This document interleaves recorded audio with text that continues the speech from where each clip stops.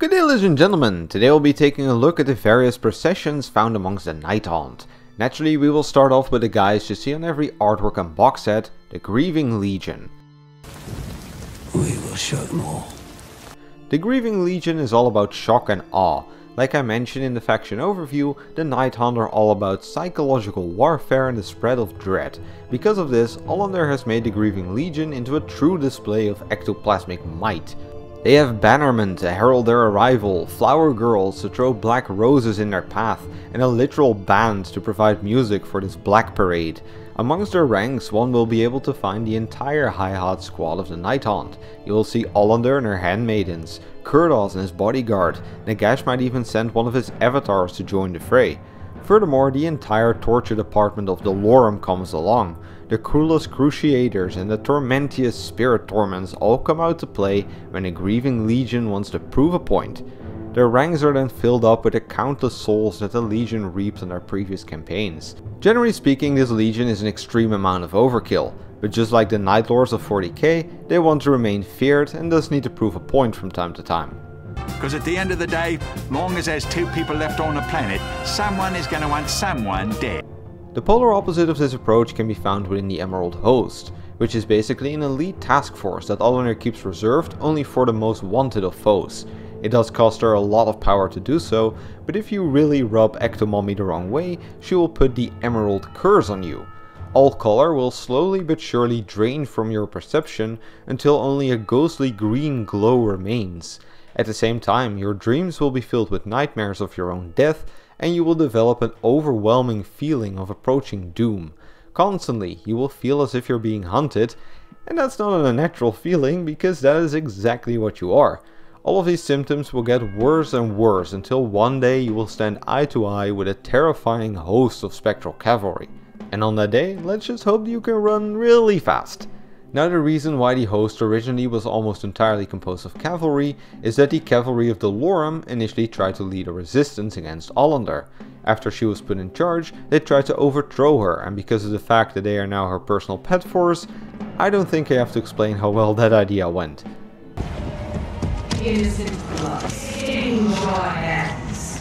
The Scarlet Doom is the main reason why necrophilia is a bad idea in the mortal realms. Could you imagine dying and seeing someone go full a little piece of heaven with your corpse? Well, that is exactly what happened with the many souls of the Scarlet Doom. These souls saw their bodies being desecrated, eaten or mutilated, and often by their own murderer nonetheless. Needless to say, this pissed them off, and they went to Nagash to ask for a chance for revenge. Nagash, who is always a reasonable fellow, has brought them back as a Nighthaunt force specifically meant to hurt those who defile the dead. If a body is denied its proper burial rites, and even more so if it is in any way harmed or defiled, the Crimson Host will come out to play. Rising up out of the blood of the victim, these Crimson Ghosts will enact their cruel and often very inspired revenge on the perpetrators. In fact, they tend to get so creative that tales are spread far and wide about the things the Crimson Host gets up to with their victims. Well, what can I say? Something about a taste of your own medicine, perhaps? Pretty metal. Yeah, not to be contradictory, but it's very metal. Elixia was once a forged city in the realm of Kamon. Basically an entire city dedicated to crafting and forging armor, weaponry and artifacts. Amongst others, this city was home to Solemnis of Anvrok, an artisan known for making mastercrafted silver swords. Nice and all, but maybe the city should have spent some more time acquiring weaponry rather than selling it. Because when the Chaos Hordes arrived, the city rapidly fell. Solemnis was near her forges as always, and the conquerors thought it would be pretty funny to burn her alive in molten metal, because chaos. But plot twist, she came back. Nagash resurrected her and put her in charge of an army of Commosian spooks that are made of liquid metal. Sure, this means that they can no longer pass through walls, but few defenses are completely waterproof. And many a Chaos Lord has since seen liquid silver flow underneath their door, only for it to turn into a ghost and butcher their ass. The latest battle tome only provides rules for these four, but let's go through the various lesser ones that were mentioned in other books as well, such as the Vinculum Horde. I'm gonna do what's called a pro-gamer move.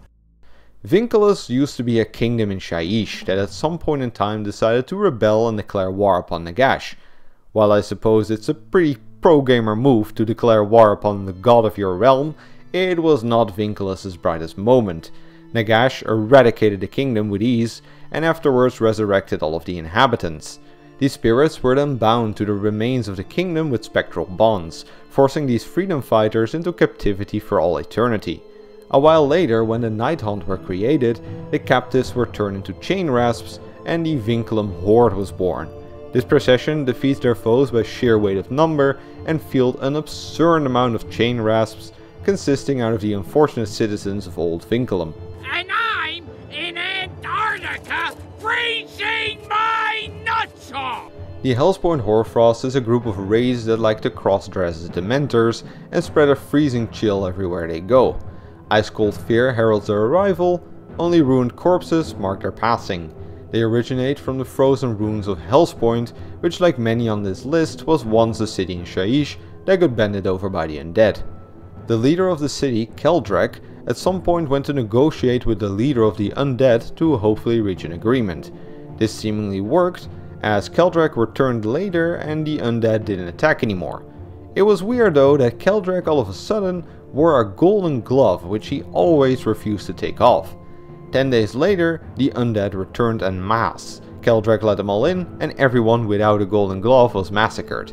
For pulling off this ungodly prank, Keldrek was then promoted to Shroud Knight and now leads the spirits of Helspoint to war. And yes, he still does wear the golden mitten. You inspire your men to study such foul smut, Commissar? You heretic!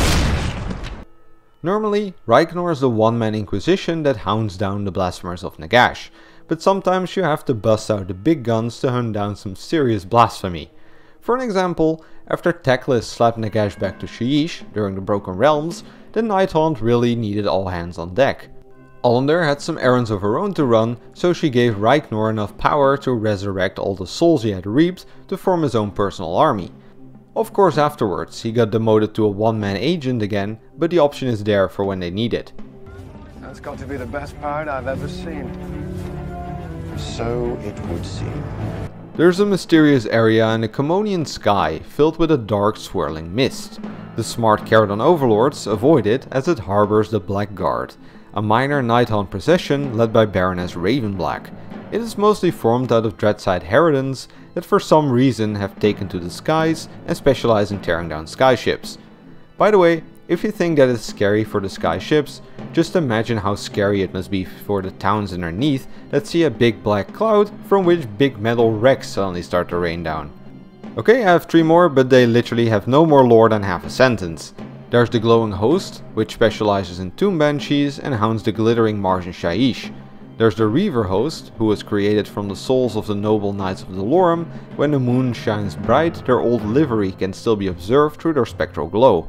Then finally there are the Blood Mavens, and they are also specialized in Harridans, but they are noticeable for the fact that they all have a single crimson lock of hair. And there I was thinking that Gingers had no soul. Good old age of Sigmar always subverting my expectations. Anyways, that's all the ones I know of. Make sure to comment your favorite down below and tell everyone else that their favorite sucks. Then have a nice evening and don't forget your nightly prayers to Nagash.